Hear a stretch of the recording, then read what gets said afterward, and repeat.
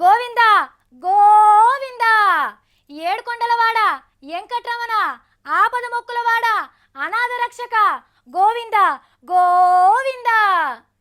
ఏందయ్య ఈ గోస? తలంత బలగమున్నా తలగొరికే దిక్కే లేకపాయే కదా ఏడుకొండల మీద. కొండకద్దమంటే గుండు కష్టం పెడితివి. వరమిచ్చేదందుకు దేవుడు తయారున్న నడుమ అయ్యగారు అడ్డం పడ్డట్టే అవుతున్నది లాగి ఎంకన్న గుడికాడ ముచ్చట.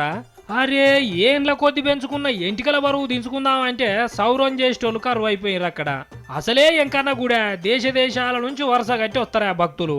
చిన్న పోరగాన్లు ఆడి పోరగాన్లు మోగోళ్ళు వాళ్ళు వీళ్ళనే తేడా లేకుండా అందరూ ఎంటికలు ఇచ్చిపోతామని మొక్కుకునేటోళ్ళేనా.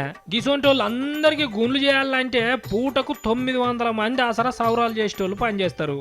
కానీ ఇప్పుడు అందరు ఒక్క తీరు వదులుకొని పనికి డుమ్మాగొట్టిర్రు. ఒక్క 30-35 మందో వచ్చిర్రు. ఇక చూడుర్రి లైన్లు ఎట్లా ఆగినాయో. మరి ఈ సౌరాలు చేసేటోళ్ళు ఉన్నది ఉన్నట్టు గంత మంది ఎందుకు బంద్ పెట్టిర్రో ఎరికేనా? ఇగో చాలా మంది గుండ్లు చేసేటోళ్ళట చేతుల పైసలు పెడితేనే నెత్తి మీద కత్తి పెడుతున్నారట. గిట్లయితే గుట్ట ఇలువ పోతుందని ఆఫీసర్లు ఇసారించుకొని గుండ్లు చేసే కాడ 10 కండ్లు పెట్టిర్రట. ఇక చూడుర్రి మమ్మల దొరకబట్టే ఉపాయం చేస్తారా, సాధారణ ఖర్చులకు పైసలు అడుక్కోనియరా అని అందరు ఒకటే గిట్ట పని బంద్ పెట్టుకున్నారు.